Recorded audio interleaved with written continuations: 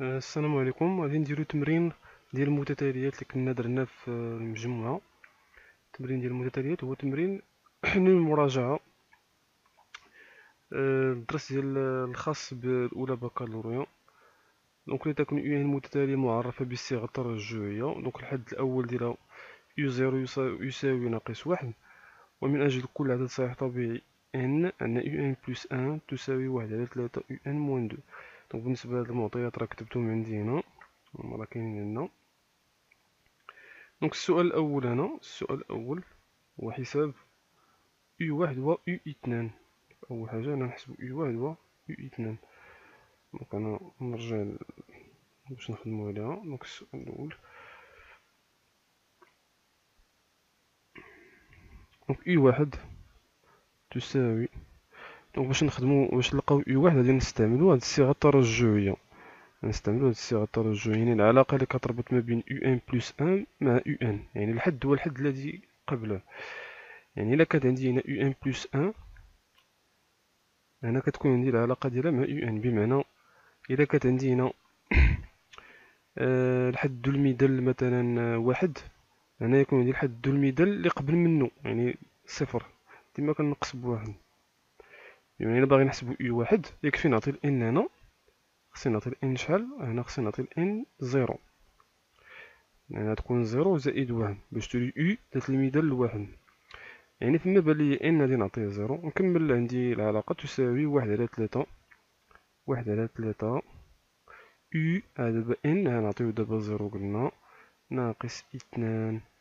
صافي نبقى غادي كنحسب الحد الاول راه كنعرفوه.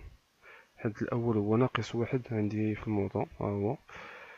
دونك غنضرب ناقص واحد ناقص اثنان، صافي كيبقى الحساب في الاخر اللي هي ناقص واحد على تلاتة ناقص جوج، يعني ناقص سبعة على تلاتة. دونك هادي هي واحد. نمشيو جوج. بما انها صيغة ترجعية كما قلنا، دونك ضروري داك الحد اللي كنحسب خصني نعرف الحد اللي قبل منه. بمعنى داك زيرو اللي كنعرف انا في الموطا، يعني في التعريف ديال ديك المتتالية، غنجبد منه الحد الذي يعني اللي تابعو، يعني واحد عاوتاني غادي نجبد به الحد اللي تابعو اللي هو الحد اثنان، ونبقى غادي. انا مطلوب عندي هنا جوج، بمعنى باين غادي نوظف الحد اللي قبل منه واحد، يعني واحد على تلاتة واحد ناقص اثنان. وهاد المسائل دابا بسيطة. واحد على تلاتة، دابا هنا واحد خصني نكون ديجا حسبتها مزيان، انا متسلسل هاد الحساب ديال هادو متسلسل. هاد واحد خصني نحط القيمة ديالها هنا، هي ناقص سبعة على تلاتة. صافي نكمل الحساب ديالي عادي. في الأخير غنلقى ناقص سبعة على تسعود ناقص جوج اللي هي ناقص سبعة ناقص تمنطاش اللي هي ناقص خمسة وعشرين على تسعود. دونك هذا الحد اثنان. الآن نمر إلى السؤال رقم اثنان. هل المتتالية ان حسابية هندسية؟ يعني مع التعليل، واخا ميكتبوها ضروري نديرو التعليل. دونك نرجع. دونك أنا السؤال الثاني، هذه المتتالية. دونك السؤال جوج، هل المتتالية UN حسابية؟ ونفس السؤال بالنسبة لي كذلك هندسية. بالنسبة للقضية UN متتالية حسابية، النافية ديالها لا يعني أنه UN متتالية هندسية. تقدر تكون عندي الحالة الثالثة اللي كتكون فيه متتالية ليست بحسابية وليست بهندسية. مزيان. دابا هنا الهدف ديال هذا السؤال هو أننا نوظفو السؤال اللي قبل. بمعنى حنا دابا هنا كنعرفو الحد الأول، يعني حد المثال الصفر هنا، يعني يو صفر كتساوي ناقص واحد، وعندي يو واحد حسبتو حتى هو تساوي ناقص سبعة على تلاتة. وكنعرف المثال، أو عفوا المحد الذي مثاله اثنان، يعني يو اثنان اللي كتساوي ناقص خمسة وعشرين على تسعود. دونك هادو تلاتة هما كنعرفوهم. دونك غادي نحاولو نطبقو عليهم، نشوف واش ينطبق عليهم التعريف ديال متتالية حسابية ومتتالية هندسية. دابا أنا مثلا نشوفو إلا درنا نحسبو يو واحد مثلا ناقص يو صفر، ونحسبو يو اثنان ناقص يو واحد. نحسبو هاد الفرق هذا ونشوفو واش غيكون ثابت ولا لا. يو واحد ناقص يو صفر هي ناقص 7 على 3 ناقص واحد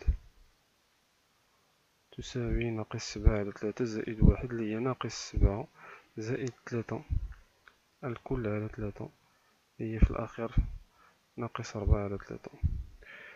يو اثنان ناقص يو واحد هي ناقص 25 على 9 ناقص يو واحد يعني ناقص زائد 7 على 3.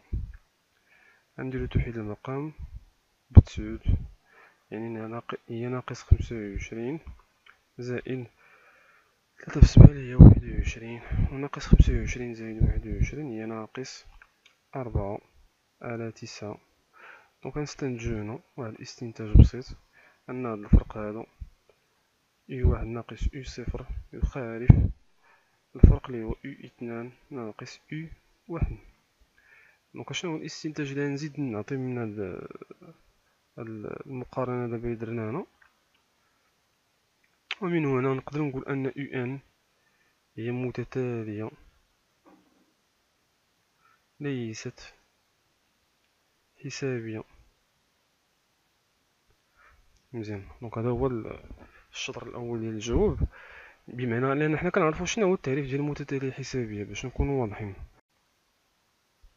أنا نزيد نشرح شوية هادي باش اللي مازال مفهمها.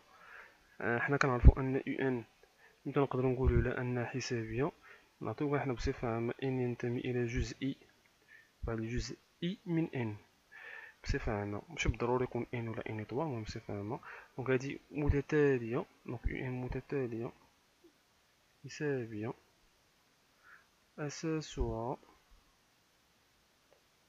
ار. دونك هادشي كيكون عندي لا إذا وفقط إذا كان لكل نظميها مزيان لكل يعني أي ان خديتي من داك الجزء إي ديما باش كنحسبو هاد الفرق هذا يو ان بلس ان ناقص يو ان خصني نلقاه كيعطينا عدد حقيقي سمينا هنا داك ار هو اللي كيمثل داك الأساس. ار هذا هو اللي كيمثل داك الأساس، وكملاحظة هذا كيكون غير مرتبط ب ان. ردوا البال، غير مرتبط ب ان. وكاين عندي هاد المسألة هادي راه كنقول أن المتتالية حسابية مثلا شهادة حسابية، نعطيو شهادة معرفة بهاد الصيغة الترجعية يو ان بلس ان تساوي يو ان زائد اثنان مثلا لكل ان من ان. دابا هادي غنجبدو منها أن يو ان بلس ان ناقص يو ان تساوي شحال؟ اثنان. اش كيعني هادشي؟ كيعني أنني مثلا إلا جيت نحسب يو واحد ناقص يو، شتي هنا أنا ان بلس ان وهذا يو ان، يعني الحد ناقص الحد الذي قبله، الفرق ديما ديالهم كيكون ثابت. يو واحد ناقص يو صفر يساوي عندي اثنان. وكون جيت نحسب مثلا يو اثنان ناقص يو واحد حتى هي تخرج لي اثنان، لأن هادي المتتالية حسابية كيبقى ديما ثابت، هداك الأساس كيبقى ثابت. داكشي باش جاي من يو زيرو ليو واحد، دونك هنا كنزيدو داك الأساس اللي هو اثنان، عاوتاني من يو واحد باش نجي يو اثنان غادي نزيد عاوتاني باثنان، وباش نجي عاوتاني من يو اثنان ليو ثلاثة غادي نزيد بشحال؟ باثنان باش نلقى يو ثلاثة، وهكذا دواليك، وغنبقى غادي ما يكون ان من داك الجزء. حنا هنا ملقيناش هاد القضية متحققة، بحال اللي قلتي هذا مثال مضاد على كون هذيك المتتالية ليست بحسابية. إن فوا ما كيتحقق لي هداك الشرط مثلا، اوتوماتيكمون كنقول لي أنها غير حسابية. دونك هادشي اللي هنا، ونفس الطريقة غادي نديروها بالنسبة للهندسية على حسب التعريف ديال المتتالية الهندسية. دونك نمرو دابا إلى السؤال الآخر، دونك نمسح هادشي هنا، أو الكمالة ديال السؤال: هل هي زافي دابا راه ليست بحسابية، هل هي هندسية مع التعليل؟ غنديرو نفس الطريقة، غير هنا معناش نديرو الفرق ديال الحدين متتابعين، غادي نديرو الخارج ديال الحدين متتابعين، بمعنى غادي ناخدو يو واحد غادي نقسموها على يو صفر نحسبوها، وناخدو يو جوج نقسموها على الحد اللي قبل منها اللي هو يو واحد، نحسبو كل وحدة فيهم لأن كل وحدة كنعرف القيمة ديالها.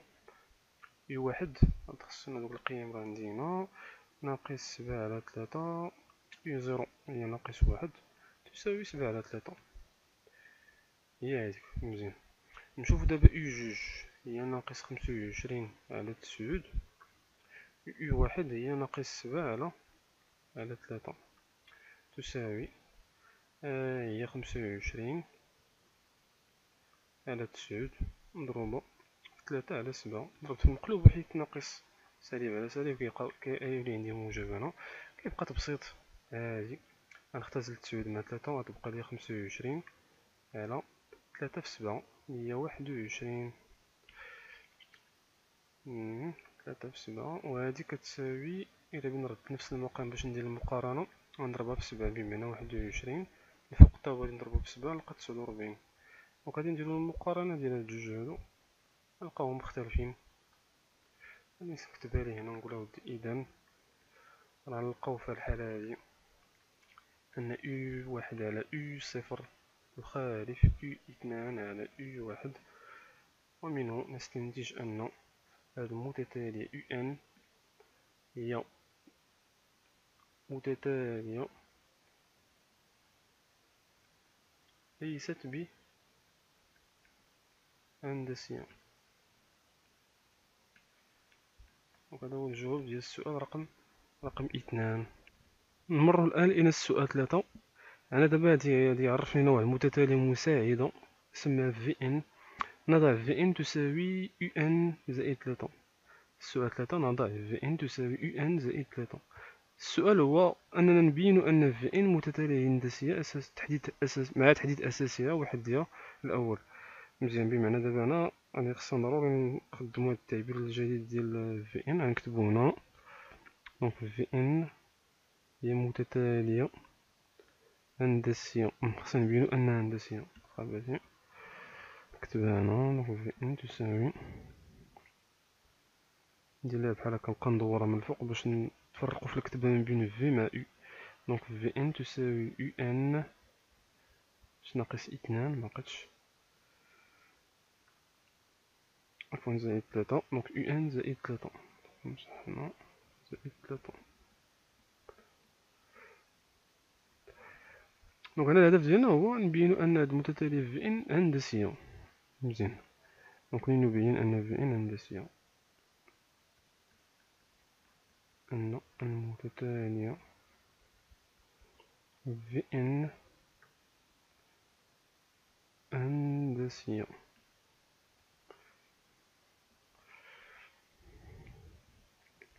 دونك هنا ننطلقو من التعبير اللي كنعرفو.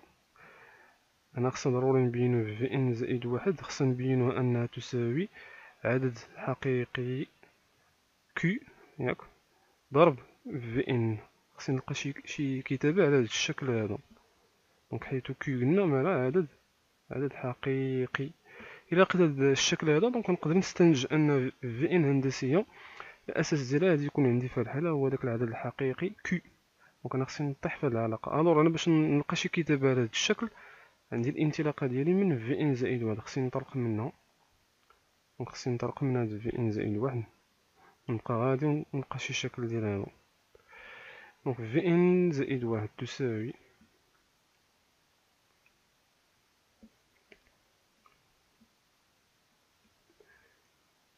أنا ما كنعرفش VN زائد 1 مباشرة كنعرف أنا التعبير ديال VN. دونك إلا عندي هنا VN أنا كتكون عندي UN. دونك هاد المثال N عنده علاقة بهاد المثال. دونك شنو هو التعبير ديال VN زائد 1 هو U بسط N. دابا تما غتولي عندنا N بلس 1 زائد 3.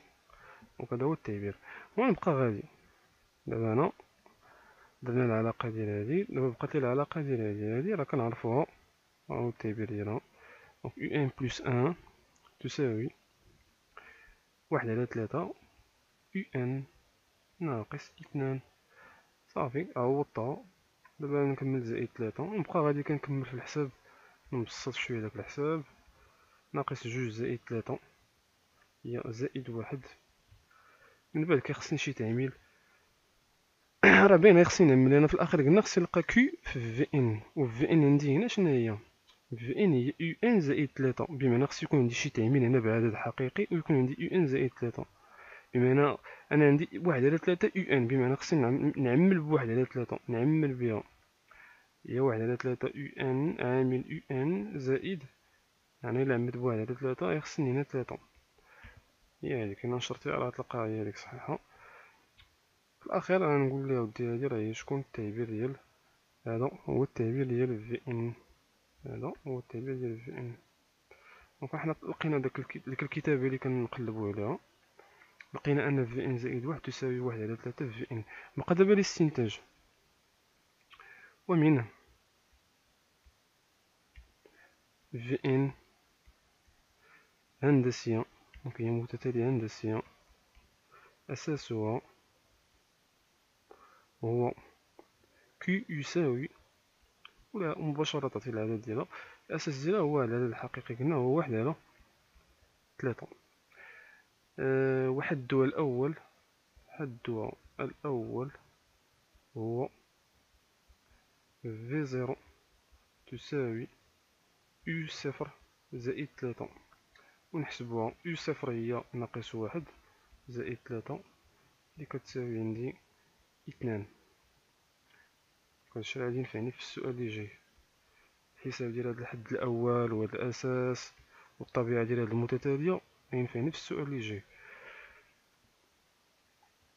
وصلنا الآن إلى السؤال رقم 4. نكتبو في ان بدلالة ان ثم استنتاج عبارة يو ان بدلالة ان. دونك نشوفو الجواب ديال هذا. دونك السؤال 4، دونك كتابة في ان، يعني الحد العام ديال هذيك المتتالية في ان بدلالة ان. وهاد النوع ديال الأسئلة راكم ديجا خدمتوه وكتعرفوه، دونك كنحاولو يعني ما كنخدمو هاد السؤال هذا حتى كنعرفو طبيعة هذيك المتتالية اللي هي حسابية ولا اللي هي هندسية، باش نطبقو عليها صيغة الحد العام، يعني خاصية قريتوها في الدرس عندكم. دونك أنا نجاوب مباشرة بما أننا كنعرفو الطبيعة ديال هذه المتتالية. لدينا حسب ما سبق أن في ان هي متتالية هندسية أساسها كي يساوي 1/3.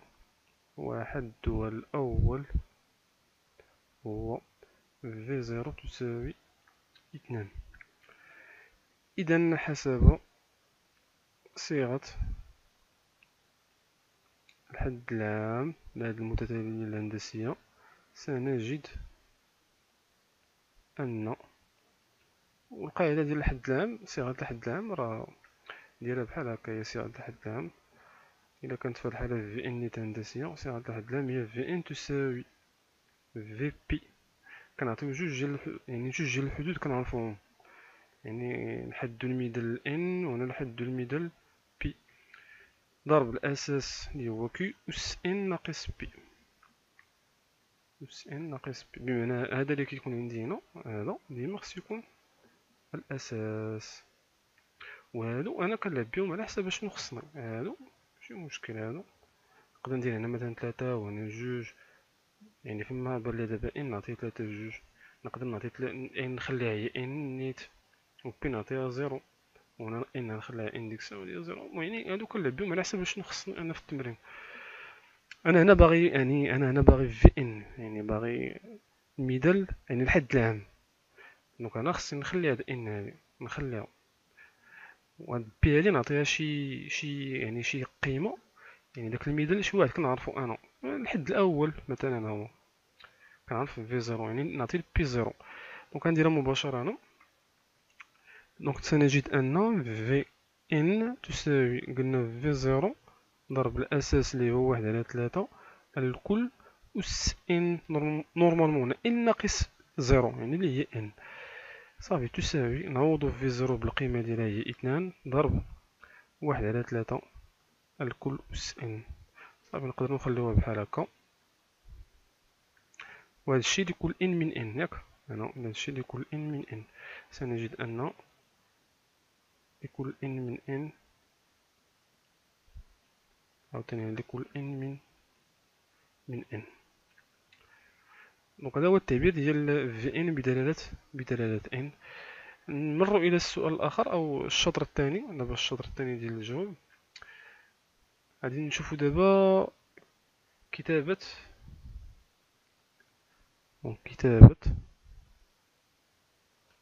UN بدلالة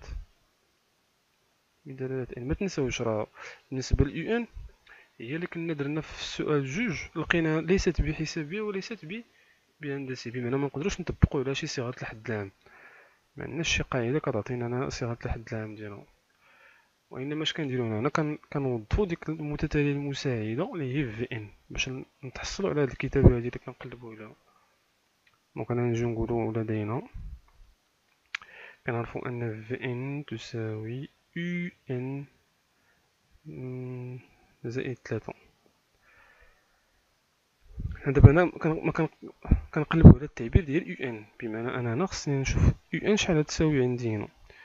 دونك أنا هذا يكافي أن يو ان غتساوي عندي ندي 3 لداك الطرف مثلا، ولا يعني نقص 3 هنا ونقص 3 هنا، دونك غتولي عندي في ان ناقص 3.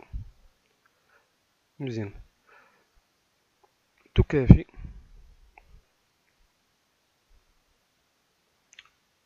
يو ان تساوي، انا دابا جا الدور ديال هادي، جا الدور ديال هاد في ان نعوضوها بدلالة ان. ها هي راه لا لقيناها هنا، ها هي لا لقيناها هنا، جا الدور ديالها دابا هنا. دونك هادي في ان غادي نعوضها باثنان ضرب 1/3 الكل أس ان ناقص هاديك 3 اللي بقات ليها تما ناقص 3. هادشي دائما لكل ان من ان. دونك هذا التعبير ديال يو ان. دونك هنا السؤال الاخير اللي هو رقم 5، حساب المجموع اس الذي يمثل مجموع حدود متتابعة لواحد المتتالية طبيعتها هندسية. خصنا نديرو التذكير هنا ديال كيفية حساب هذا المجموع هذا. دونك هنا غادي نعتبر واحد المجموع كيبدا من يو ان زائد يو ان بلس 1 زائد حتى الحد الاخير ديال هذا المجموع هو يو بي، وغادي نعتبر ان هذه المتتالية يو ان غادي نعتبر انها هندسية اساسها هو كي. هادو معطيات مهمة. دونك مجموع حدود متتابعة يعني بلس مجموع حدود متتابعة يو ان تبع يو ان بلس 1 وهكذا دواليك الى الحد الاخير ديال هذا المجموع اللي هو يو بي. اعتبرنا هذه هندسية لان تقدر تكون عندي الحالة ديال فاش كتكون حسابية. مزيان، دونك كيفاش كنحسبوا الطريقة ديال المجموع؟ دونك هنا كنديرو الحد الاول ديال المجموع، بمعنى هنا غادي ندير فيه في يو ان هنا في هاد القاعدة اللي كتبت انا دابا. انا غادي نكتب الحد الاول هذاك المجموع، يعني هذا اللي كيبدا به هذا المجموع هنا، يعني اللي عنده الميدان الصغير، ها هو اللي عنده الميدان الصغير. مزيان، ضرب غنديرو الحد الاول ديال المجموع ضرب كنديرو على كسر وكنديرو واحد ناقص وهنا واحد ناقص، وهنا كنكتب الاساس كي وهنا الاساس كي، وفي هاد الكي الفوقانيه كندير لها واحد الاس. هنا غادي خصني واحد الاس. الاس اللي كيكون عندي هنا كنديرو فيه عدد الحدود، هنا كنديرو فيه عدد الحدود. مزيان، شكون هو عدد الحدود؟ عدد الحدود هو بكل بساطة عدد الحدود يساوي فهاد المثال دابا اللي درت انا هنا، شكون هو عدد الحدود؟ كنهز داك المثال الاخير، يعني المثال الاخير ديال هذا المجموع هو بي المثال، ما كنرد البال المثال ناقص المثال الاولاني ديال هذا الحد الاول اللي هو ان، وكنزيد بواحد. دونك هذا هو عدد الحدود. نديرو شي مثال هنا. إلا اعتبرنا يو ان هندسية أساسها كتبدا مثلا من يو واحد زائد يو جوج زائد غادي بواحد الطريقة متتابعة حتى واحد الحد نسميه مثلا 11. دونك كيفاش نحسبو هاد المجموع هذا؟ دونك غادي نديرو هنا حسب القاعدة، هنا غادي نديرو الحد الأول. شكون هو الحد الأول ديال هاد المجموع؟ هو يو واحد. أو واحد نكتبها كاملة أو واحد ضرب، وغندير كسر، وهنا غادي نديرو واحد ناقص وهنا واحد ناقص. هنا غنكون ديجا كنعرف الأساس، نسمي داك الأساس كيو. المهم في التمرين غادي تعرف القيمة ديال هداك الأساس. هنا قلنا غادي نديرو عدد الحدود. شكون هو عدد الحدود؟ هنا هو الميدان الأخير 11، أنا نكتبها، ناقص الميدان الأولاني واحد، ونزيد واحد في الأخير. ديما نزيد واحد في الأخير صافي، وكنكمل الحساب. دونك هادي دابا كتكمل على الحساب حتى تحسب داكشي اللي تقدر تحسبو ديك الساعة. يلا نشوفو دابا التطبيق ديالها في المثال. نشوفو التطبيق ديالها. دونك السؤال 5. دونك غادي نحسبو المجموع S تساوي في 0 زائد في 1 زائد حتى الحد الأخير ديال هاد المجموع اللي هو في 10. دونك لدينا S عبارة عن مجموع حدود متتابعة متتالية هندسية أساسها Q يساوي شحال لقينا فيها 1/3. إذن بما أنه مجموع حدود متتابعة الهندسية، دونك نقدر نحسب عندي القاعدة ديالها في الخاصية، نقدر نطبقها دابا هنا. إذن S تساوي، يلا نديرو ديك القاعدة. قلنا الحد الأول هنا شكون هو؟ هذا كامل في 0، رد البال في 0 ضرب، ندير الكسر هنا، ديما واحد ناقص واحد ناقص. الأساس قلنا شكون هو الأساس هنا؟ هو كيو. 1/3 نكتبها مباشرة، 1/3، وهنا 1/3. مزيان. غير هنا يكون عندي واحد الأس، هنا يكون عندي عدد الحدود. شكون هو عدد الحدود؟ عدد الحدود هنا يعني هذا الكل أس عدد الحدود اللي هو الميدان الأخير 10 ناقص الميدان الأول اللي هو 0 زائد 1. كيبقى هنا دابا كيبقى التبسيط صفر. المهم القاعدة راه مطبقة مزيان. في 0 كنعرفوها أصلا، في 0 هي 2، حسبناها في الأسئلة اللي قبل. 1 ناقص 1/3 غادي نحسبها، هي 3 ناقص 1 هي 2/3. المقام البسط غنحسب داك الأس بعدا هو الأول ونحطو كما هو. 10 ناقص 0 زائد 1 هي أس 11. نزيد نبسط كتر، يكون عندي واحد الاختزال هنا بإثنان مع إثنان، وهذا 1/3. دونك أنا غادي نضرب في المقلوب ديال 1/3، دونك غتولي في الأخير 3 عامل 1 ناقص 1/3 الكل أس 11. أنا هادي غتختزل، هاد 2/3 راه هي 2 مضروبة في 1/3، غتمشي 2 مع 2، غيبقى ليا هذا مضروبة في المقلوب ديال 1/3، بمعنى 3 عامل هذا كامل. مزيان. وهنا يغسل الأقواس ديال هذا صافي كان مزيان. 1 ناقص 1/3 الكل أس 11 عامل 1/3. دونك هذا فيما يخص التمرين ديال المتتاليات.